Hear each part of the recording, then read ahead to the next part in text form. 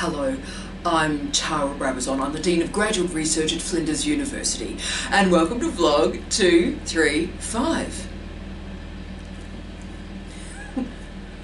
Who are the most difficult PhD students to supervise?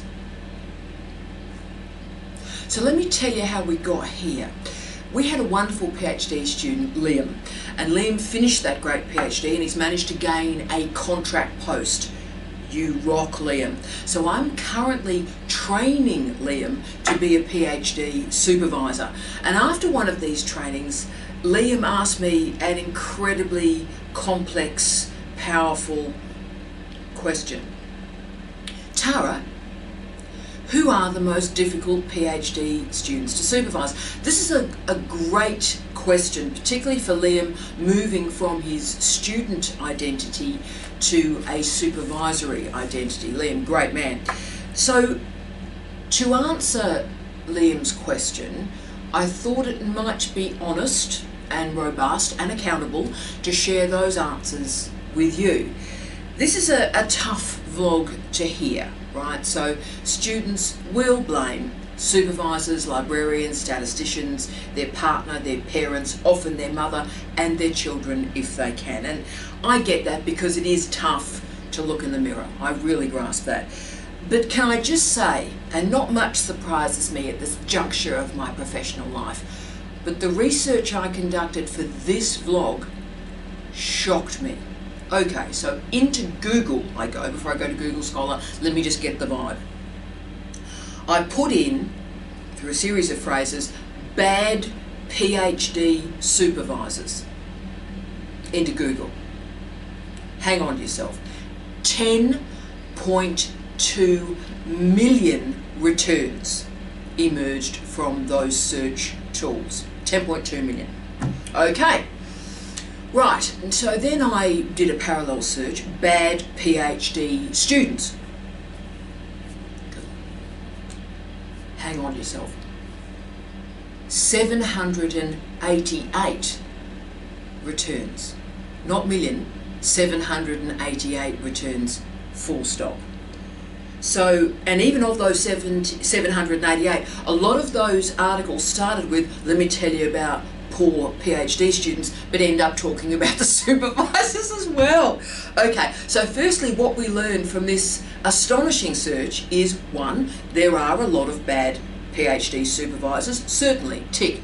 The second thing we learn is people like to talk about a lot really bad PhD supervisors. They talk about it a lot. Now, we know by the international literature that 50% of students that start a PhD don't finish, 40% of students change one or more of their supervisors or advisors on the way through. So I understand what's occurring here, but to try and enable a supervisor's perspective, I had to go to some very unusual sources and material. So I end up going to ombudsman reports and complaints to ombudsman. I went to union documents, I went to graduate associations, and I went to blogs from supervisors, often at the end of their career. So firstly, what we learned from this, and wow, it surprised me. So firstly, what we learned from this is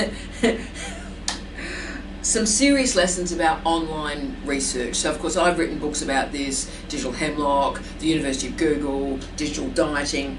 So we learn a lot about online research here because Google does confuse the popular and the accurate, the popular and the relevant, the popular and the important. So if we are to believe Google, then every single student, PhD student, is a remarkable scholar, a brilliant researcher, outstanding, motivated, clear in their life goals. And every supervisor is a combination of, let's say, Hannibal Lecter and pick a wicked queen or stepmother from a Disney movie. Now, you might believe that. You might be in a space where you believe that you agree with the Google algorithm. But this vlog does offer an alternative view and occupies an alternative space. And look, you might not be in a place mentally or intellectually or emotionally today to hear this vlog, and that's cool. Just forget about this one and I'll see you next week for a more positive gig. But if you are prepared to have a go and look in the mirror and accompany me through this pretty uncomfortable vlog. Let's do this. And we're going to hear some radically different truths about the supervisory space.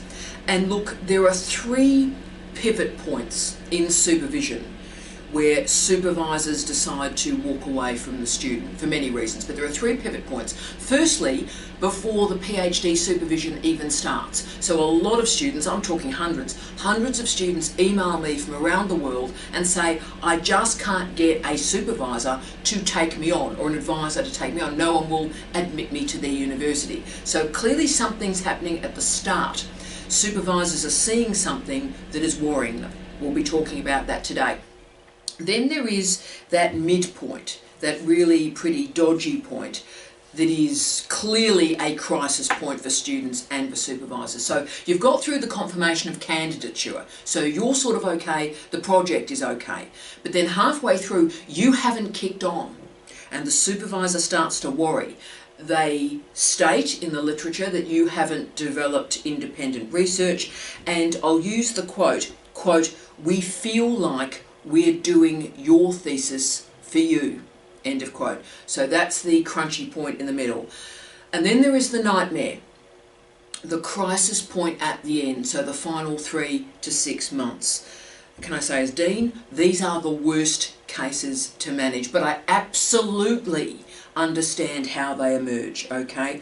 What happens in these cases is the supervisor hangs on as long as they can. So the student says, I'm going to be submitting in 3 months, I'm going to be submitting in 6 months. And of course the 3 months or the 6 months becomes a year, 18 months or 2 years. And the supervisor thinks they can maybe just hold it together, but the student doesn't present the work, doesn't present the work, doesn't present the work, and at a certain point, and every supervisor has a different point, they've had it. They've had it. And can I also say there's another remarkable group of supervisors who hang on right through the end and drag a student over the line. Right, and that's remarkable, where the student just doesn't want to submit, and it's the supervisor that gets that student over the line. But it was so painful, distressing and disturbing that they have nothing to do with the student after the examination. And in fact, I've worked with some of our colleagues this week in that particular sociological cohort, and they're so burnt by the experience, they really don't want to take any new students on. Okay, so as you can see, these are tough stories that I'm telling today, but I need to put some meaning, some interpretation, some texture around these stories, because we can keep blaming the supervisors, really easy to do. Students blame the supervisor, Google blames the supervisor, or we can actually unpick that a little bit and understand what's happening in this space. And also remember, I have a very skewed rendering of this tale, so I need to acknowledge my lens here. Since 2012, which is a long time ago, most of my supervisions, like 98% of them, have been what's called rescue supervisions. So in other words, a supervisor has walked away from these students, and my role as dean, or in my former roles as head of school or head of department around the world, I've had to try and get these students through. Now, I have never and will never create a culture of blame around either the student or the supervisor, because blame is pointless. It is about understanding what happened in the past, putting a line through that past and trying to move to the future. So therefore, I have some very clear insider knowledge, that's a rare knowledge base, about what is happening in this complicated space. So Liam, thank you for being you. Let's ask this really tough question as you move from student to supervisor. Who are the most difficult students to supervise? Let's do this. 1, and this is going to be painful, but let's go through it together. 1, students who make excuses. Can I say, as dean, let alone as supervisor, these are the most challenging students to help or to work with. Let me tell you what happens. Students at some point in their candidature send me a 2-page email or longer, and in that email they list everything that has gone wrong in their entire supervision. They blame the peers, their lab mates who are supposedly hampering their work, their supervisor doesn't understand them, their family often gets an array of blame structures as well through this email. So what's happening in a case such as this is students are just cataloguing their excuses. Everybody else is involved in why they haven't been successful, and that is blocking them from looking in the mirror and questioning themselves. Is my work rate of a high enough level? Am I motivated? Am I committed to what I'm doing here? Or am I waiting for somebody else to do this work for me? Okay, this is very challenging for me, and it's very hard to help and enable this group of students. They are the most difficult group of students to help. Because if they're going to finish, and it's a big if they're going to finish, then they need to have that crystalline moment of recognition that the buck stops with them. It also suggests probably, and we might do a future vlog on this, the students hadn't enacted enough preparation going into the PhD, so they were underprepared going in and then chasing their tail. That's probably right. And you know, there's no recognition that no research project goes smoothly. The nature of research is you don't know where it's going. That's why it is research. So therefore, their inability to manage project difficulties, or when something goes wrong, that resilience, I'll use the word, but it's really the capacity to, something's gone wrong, how do I handle it? Do I go, something's gone wrong and I'll fix it, or something's gone wrong and I'll put excuses around it? Decide who you are. So great PhDs are created through persistence and through endurance. It's not really simply or only about talent or about intelligence. Intelligence is great, it's actually about endurance. And an excuse culture is one of the truly enormous blockages to a successful PhD candidature. And this is particularly important for supervisors. The research has shown here that if a supervisor has a very bad experience with a student in honours or in a capstone project in North America, particularly with regard to excuses, so they had an earlier experience of the student with supervision, and the excuses occurred, then what does happen, and the students go, but we got on so well, and the supervisor actually does not supervise them to PhD because they saw they weren't managing the culture, they were using excuses at honours or a capstone level, and they're not prepared to take you through to a PhD. So the key to avoid making excuses is very easy series of strategies. To avoid dealing with excuses, call the problem early, this has occurred. Speak the words, this has occurred, and then immediately say, this has occurred, how will I fix it? So it doesn't allow it to fester or get big or allow your brain to sort of create narratives about everything that's going wrong in your life. So excuses are not necessary if you name and address the problem. 2, blame. After excuses, the most challenging students to supervise are those that blame. Supervisors walk away from these students because they just cannot get them to focus on their research. The reason for these issues, I think, is that students are displacing all their problems onto others. So something bad happens in their life, something bad happens in their research, they blame the supervisor. That's the jump. Something happens, it's the supervisor's fault. And can I say, while I was doing the research for this vlog, this very strange research, remember the 10 million plus articles that I found on bad PhD supervisors? Well, when I read those articles, it was interesting that a sort of subgenre that emerged from the selection I read was, you guessed it, when in doubt, blame the supervisor. Okay, so now I'm really sure, there are millions of supervisors who are worthy of that blame. But if your supervisor ever says to you, this is your thesis, with multiple intonations, this is your thesis, this is your thesis, if they're saying that to you, you need to take a breath and have a think, because the chances are you're a blamer. And the supervisor is just trying to reconnect you and remind you that you've guessed it, it is your thesis. And that you are accountable and you are responsible for your actions. So the question you have to ask, if you've recognised this in yourself, and this is hard yakka, I know that, but if you've gone, wow, I do that, the next question for you is, how is this blame serving me? So okay, I'm using blame. What is the blame doing for me? And try and answer that question. How are you using blame? You can only stop blame if you understand how you are using it. And you focus on you focus on your research, you focus on your progression. 3, missing deadlines. Well, the big 10 are here. Yep. So these are the most challenging students that supervisors have to manage. And this is where they walk away. Supervisors walk away pretty quickly.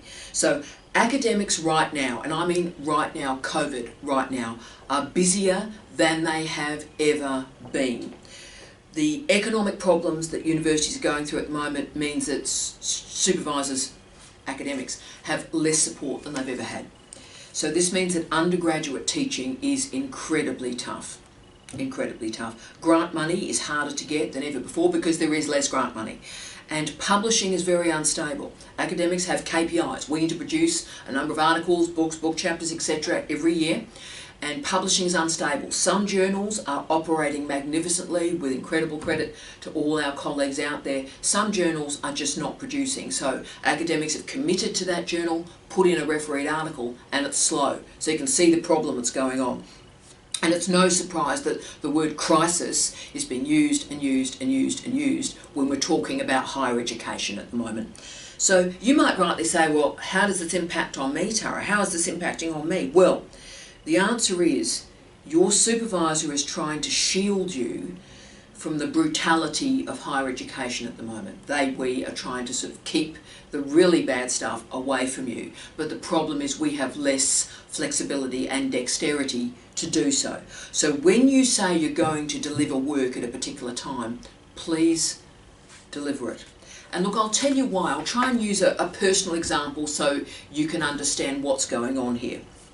So when a student says to me, I am going to deliver this chapter, this entire thesis, this component of writing to you, I clear an afternoon and make alternative arrangements. So I think, right, well, I've got to read 100,000 words. If I'm really going for it, if I've got an afternoon and an all-nighter, I've got a chance of getting through it, okay? So what happens is my calendar from 12 noon gets cleared. Everyone that would like to see me, those meetings have been put to other times because you are the priority, okay? So plenty of people are inconvenienced so that we can give you your feedback, so we can do that work for you. Now, of course, if the work doesn't arrive, we've always got work that can fill the time. So work didn't arrive, okay, so work floods in, that's fine. But then if you decide to deliver that work a day later, 2 days later, a week later, Friday at 5 p.m, we don't have the flexibility that we had if you delivered it when you said you would deliver it. And staff report, and obviously this is my personal experience as well, students send a draft at 11 p.m, or midnight, or 2 a.m, or 9 a.m, and expect that to have been read to discuss at a 10 a.m. meeting, and students are disappointed when we haven't read that piece of work yet. And of course this is common behaviour, and this can make academics, can make faculty angry, upset, despairing, and indeed just going, you know what, I've really had enough. So just remember that academics have an incredibly full Microsoft calendar, and they're asking you when you're going to deliver the work so that they can actually make arrangements to try and read that work for you. And if you don't deliver, you're not simply inconveniencing yourself. You're not simply inconveniencing your supervisor, but all the people who had to be rescheduled to get that work back to you. So we absolutely understand that life happens, but you need to understand that a PhD is a relationship. And yes, there's you, and you are incredibly important, but the success of a PhD is not determined by you or by the supervisor, but by the calibre of the relationship. So make that relationship one of trust and respect. 4, emotional volatility and carelessness. Wow, now this one I wasn't expecting. This one particularly emerged from colleagues in the lab-based sciences. How interesting is this? And they were very concerned, and large sections of supervisors in lab-based sciences were concerned about carelessness in lab safety, carelessness in recording results, with lots of stuff happening around lab books, can I say, and securing results for the integration with other data sets. Wow. So as you can see, record keeping, note taking, absolutely integral research skills, crucial to academic integrity, research integrity.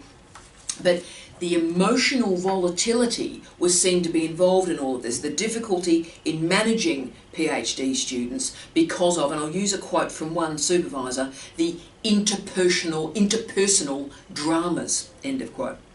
Interpersonal dramas. So I dug into that phrase a bit, because what actually does it mean? And the supervisors were concerned that students were not learning skills to de-escalate arguments, to interact civilly with people that you don't like, or stopping these weird warfare scenarios with the peers in the lab, right?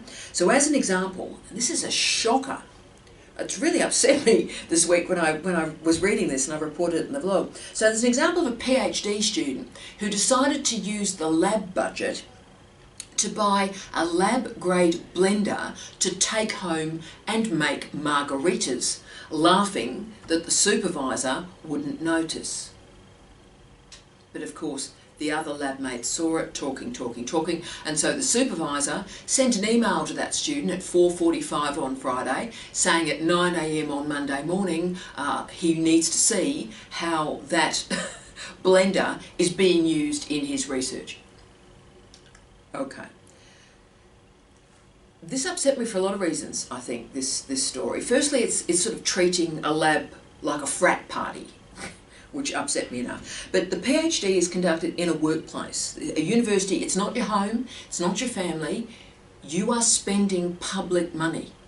That's Australian, in that case North American taxpayers' money that you've decided, I'm going to buy myself a margarita machine. Are you kidding me? Right. So just because you don't like a fellow PhD student, just because you think your supervisor's a bit of a cow, all of that's actually irrelevant, because this is a professional relationship, this is a professional workplace. So the supervisors are really focused on this. Please keep your emotional life in check. Yes, terrible things happen and your supervisor will be there for you. But if your life is becoming like Bold and the Beautiful, right? How many times does Ridge have to dump Brooke before she realises he's just not that into her? Okay. Similarly, if you're a door slammer, and you start to frighten your supervisor a bit, the relationship is not going to end well. So I understand dreadful things happen. Your supervisor understands dreadful things happen. But also remember, your supervisors are people. They're humans. And they have a life, and some terrible things could be happening to them as well, and they're just about holding it together. They're coming to work and they're trying to hold it together, okay? And they just might not be available or able to take the burden of your stuff on as well. So respect your supervisor. It's a workplace. Be calm. 5, assuming that your supervisor can solve all your personal, professional and intellectual problems. Again, this particularly emerged in the hard sciences. Very interesting. So this one seemed to refer from supervisors detailing unrealistic expectations and not managing personal boundaries. Okay, so again, the supervisor can rightly be blamed here, and I do a lot of training around this area, by the way, but the supervisor can rightly be blamed if they haven't set the relationship up properly. Okay, so it needs to be right at the start. But the greatest difficulties emerge in supervisory relationships, the really nasty ones, when the student doesn't know or doesn't want to know the limits of that relationship. So these are the situations where the student gets a bit confused and start to think that the supervisor is their mum, their dad, their boyfriend, their girlfriend, their significant other, or their friend. What a mess. So it's worth every minute that you spend at the start of supervision to work out your limitations, but also that you understand the supervisor's limitations as well. Talk overtly about the relationship between the personal and the professional. And I've never limited the relationships with my students more than I do right now. I limit it by time and interfaces. I keep these relationships very tight now. And it's sad, I get that. But students have their meetings and they don't have my mobile phone number. They can't contact me on the weekend. You know, all that stuff's over. And they never see me anywhere except my office. And that's the nature of the relationship. That's the deal. If you want me to supervise you, that's the deal.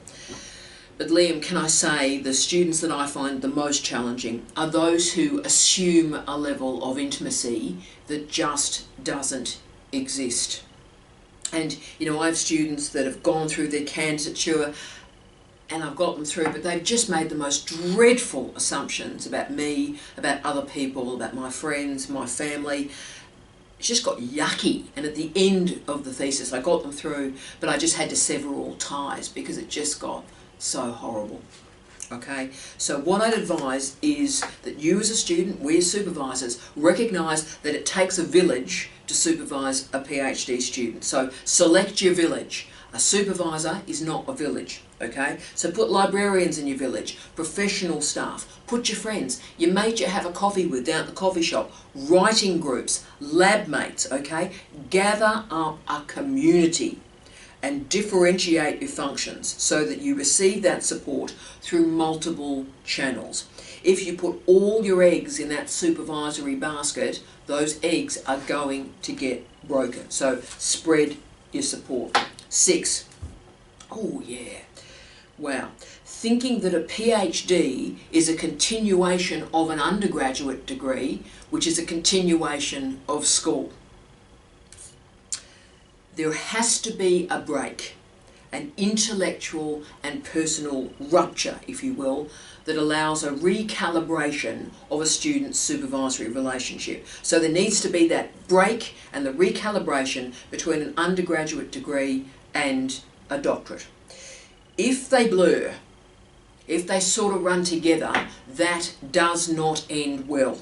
Students end up just overwhelmed, and a hint of what supervisors have described as, quote, a do the work for me attitude, end of quote. So that means start of a PhD, and orientation is required so that the standards of behaviour, research, what this degree is going to look like, that all of those are clear. And you see, that's why there are so many problems. Wow, when a student decides to continue the research, and it's very common, but continue the research from honours to a PhD or a capstone project through to a doctorate, okay? Now this may seem like a no-brainer. I've talked to these students, it's like, oh right, well I did all this research in honours, so this will give me a flying start. Wrong. What happens is the students cruise into a PhD. It doesn't allow them to realise that the PhD is at a different level, so they keep going at sort of this undergraduate honours level. They're not able to jump methodologically at all, and they're unable to reboot the relationship with the supervisor in a different way. Yep. 7. Incapacity to self-manage. Now, success requires planning in life, we know that. And the PhD is a marathon of planning. Consistency is the characteristic of successful students. And this is a crucial attribute, can I say, for me when I'm thinking about taking on a PhD student these days. Can they manage themselves? So what this means is, can a student manage goals and motivations, objective, schedules, commitments? If there is a meeting, are they going to arrive at that meeting on time? For someone like me, my schedule has a meeting every 30 minutes. So if a student arrives 7 minutes late, they get 23 minutes, full stop. So do they meet a deadline? Can the student manage, but also anticipate and prevent problems? And if a problem happens, do they look in the mirror and handle it themselves? Can they think ahead? Can they ask if they need any help? Are they strong communicators? So good students, the great students, know their strengths and know their weaknesses and develop knowledge to enhance both. 8. Lack of reading and research.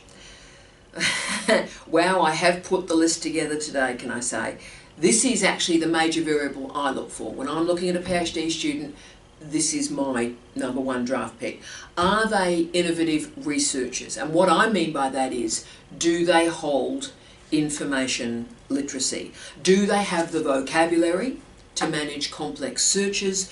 Do they have a willingness and a respect for librarians to learn the research skills, whether it be scoping reviews, systematic reviews, integrated literature reviews? Do they understand the difference? So this is, as you can see, not a question of intelligence, but of curiosity and skill and literacy. So let me explain the frustration here, and this happens to me every single day. Every single day. It'll happen to me in the next hour once I turn this camera off. So I have students, not always mine, they can be Flinders University students, students from around the world. And they say to me, Tara, there's nothing on this topic, okay? Now, I've only heard about their topic from them as they've been talking to me in this room. I turn to the screens behind me, I go to Google Scholar, I put in the keywords that they've given me during the 5-minute conversation, and I find 1,200 plus searches on that topic in 2020 alone. And this happens so often, I just wonder what is occurring, right? So either, what's going on here? The student hasn't bothered to do a search, they haven't bothered, so therefore there's nothing because they haven't looked. Secondly, they lack the vocabulary to find the best keywords. Thirdly, they're just not interested in engaging with librarians. And fourthly, they haven't worked on their information literacy. Now, it's one of those, it could be all of them. And that, for me, is my deal breaker. 9. Carelessness in writing.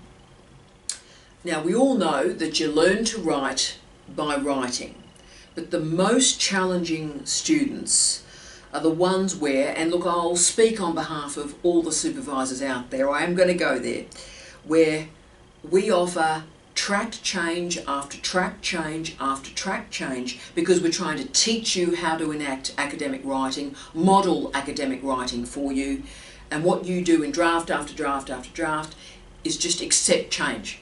Accept change. So the only improvements you've made are the ones that we've tracked into your document and you haven't learnt from it or enhanced it. And that happens draft after draft, year after year. And this means you're not lifting. You continue to produce academic writing that's pretty mediocre right till the end.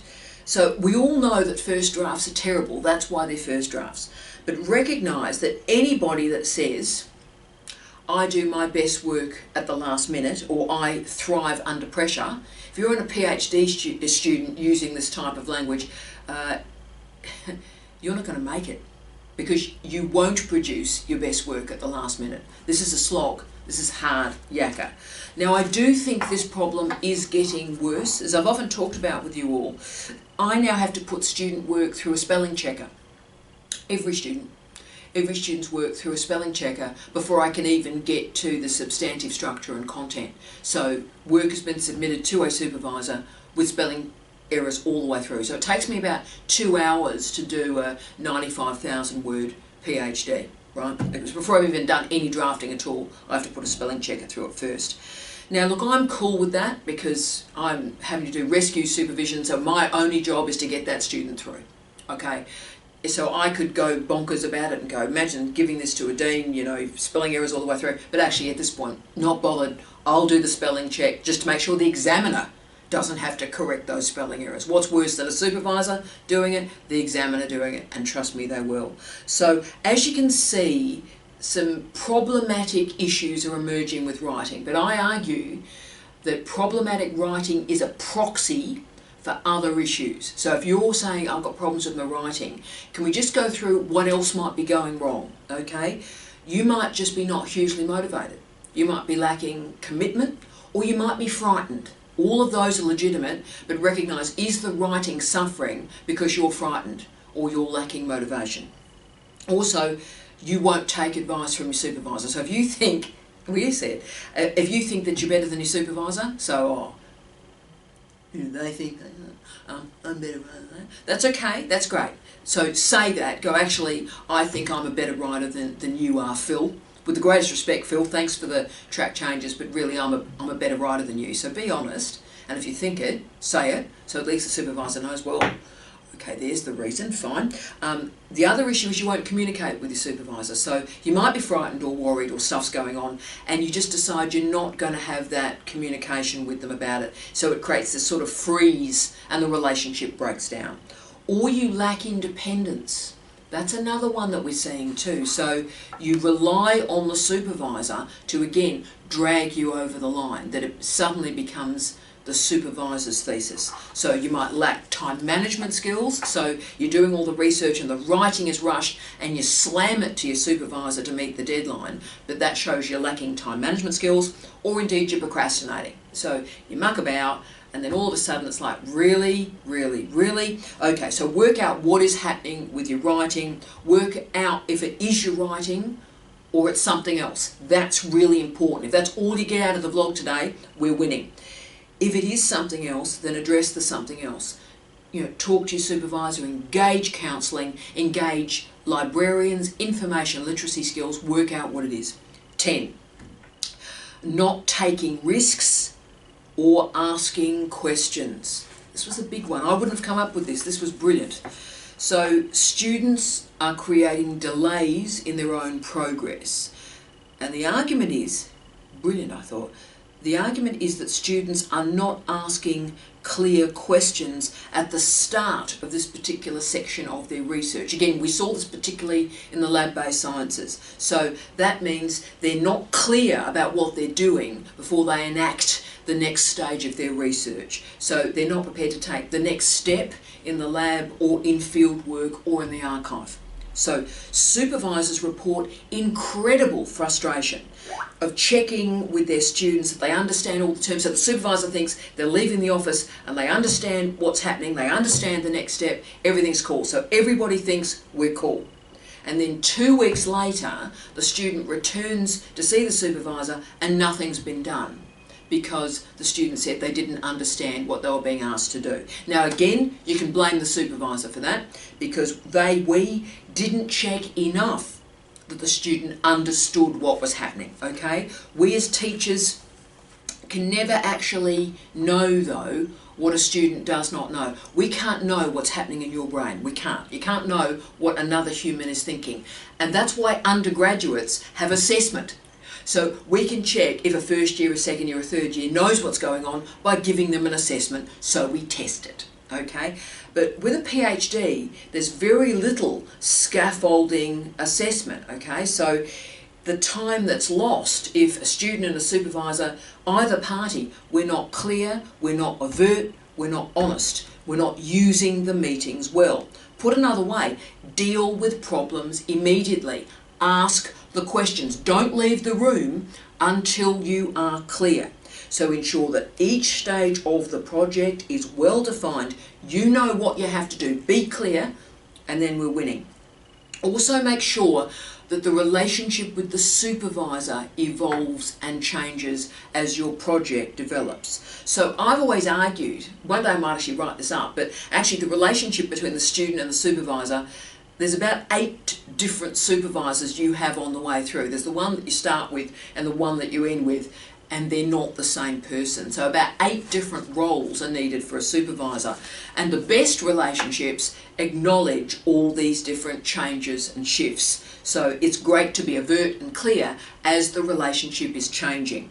At each stage, what the supervisor is after is that you increase your risk-taking and you evolve your relationship with your supervisor by asking clear and overt questions. So remember, there is no such thing as silly questions. There's no silly question. There's just silly people that won't answer it for you, okay? Now I know this week has been confronting, and I know when I wrote it I thought, oh gee, that's hard, that's tough. But that honesty, I think, is important. And it's a very interesting vlog to write because it's so countervailing of the existing literature about when in doubt, blame the supervisor. But the problem with that narrative, when in doubt, blame the supervisor, is it's not actually honest for students. It's not honest for you. And that's why so many students, when a supervisor walks away from the relationship, they say, but what happened? What happened? The answer is one of the 10 things that I've talked about today. Exhaustion with one of those 10 variables is what has caused the split in the relationship. Now, thankfully, next week is fabulous and positive. It's the fabulous positive version of what I've done this week, because I wanted to talk about the 10 attributes of the great PhD students, and I'm working on that now for you, and that's great. So we will leave the Darth Vader zone and move to Yoda next week. But there's also something powerful in learning from Darth. I wish you love, light and peace. Tea out.